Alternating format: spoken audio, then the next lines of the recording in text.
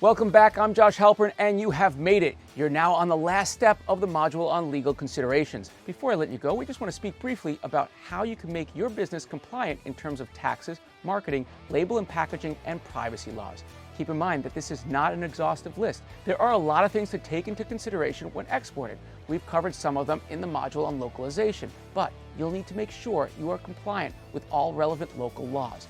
What we've done here is to create a list of the most common questions from small and medium businesses who are exporting for the first time. Duties and taxes. The first most common concern is customs duties and taxes. We've covered duties in our module on localization and logistics, but as a reminder, when you're exporting goods in another country, duties will apply unless there's a free trade agreement in place.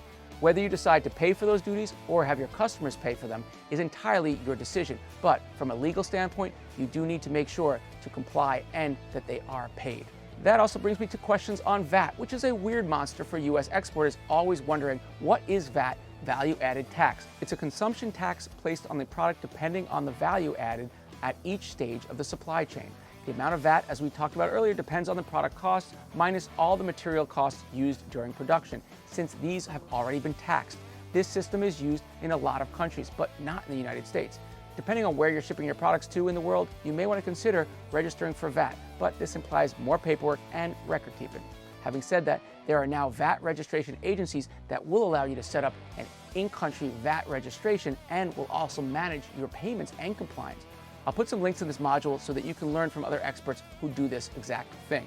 Now, marketing. Marketing is discussed in further depth in the marketing module. However, many aspects of your marketing strategy are regulated by laws, and these laws from one country to another do vary.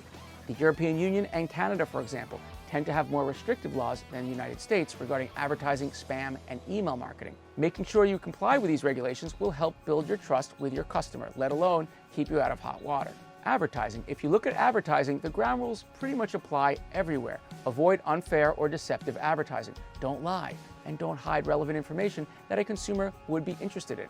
If you're comparing your product to a competitor's, make sure you're being transparent and fair, and that you're not breaching advertising standards. Also, many countries regulate advertising to kids, and some even completely forbid advertising to them. Email marketing. That's another important thing to consider when doing business elsewhere in the world. In the US, for example, we adopted what we call an opt-out model, in which you must provide a way to opt out of your list. For example, unsubscribe or link buttons.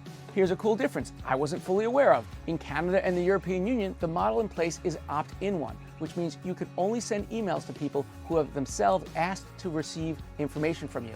You can't, for example, add email addresses from your customers in France to your newsletter list, even if they've bought something from you, unless they've agreed to receive from your newsletter.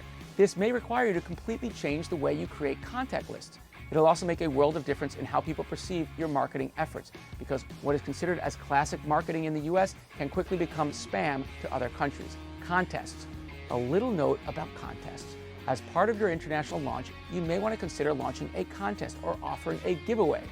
But be aware, many of these activities are often regulated under gaming of chance regulations. Depending on where your contest is happening, you might have to follow some stricter guidelines. Languages. Before we finish talking about marketing and laws, we're going to talk about many countries or regions which require your website and product labels to be available in one or more languages. And no, using English everywhere is not going to save you from your obligation. If you haven't gone through our localization module, I suggest you do that after this. The thing to make sure is that everything is translated properly.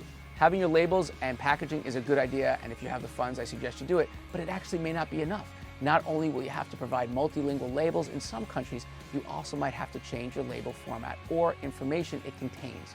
For example, nutrition labels for food differ greatly from one country or region to another. The way you list ingredients for cosmetics or alcoholic beverages is also something you might need to adapt. Now, take a deep breath.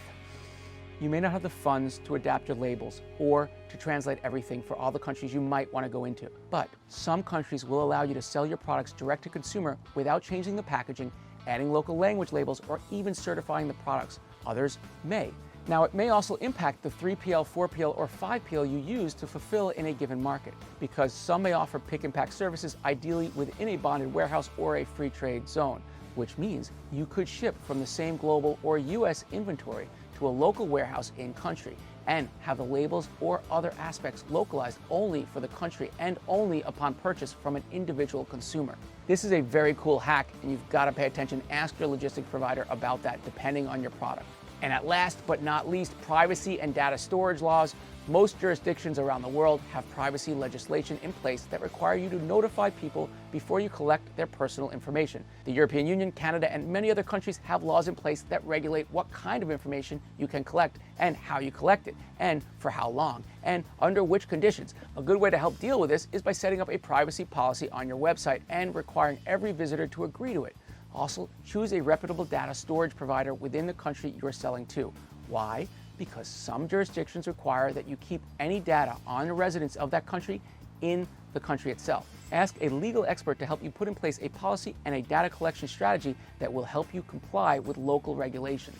There are a growing number of cybersecurity companies that you can consult with and platform plugins that can help. We'll include information about this somewhere in this module. So we just about finished. Let's just cover a few recap items. There are two types of duties and taxes: standard country tax and VAT. Value-added tax refers to a tax that is applied to the value of the finished product. This is not a standard tax applied to all products and in all countries. Be aware of which products have VATs.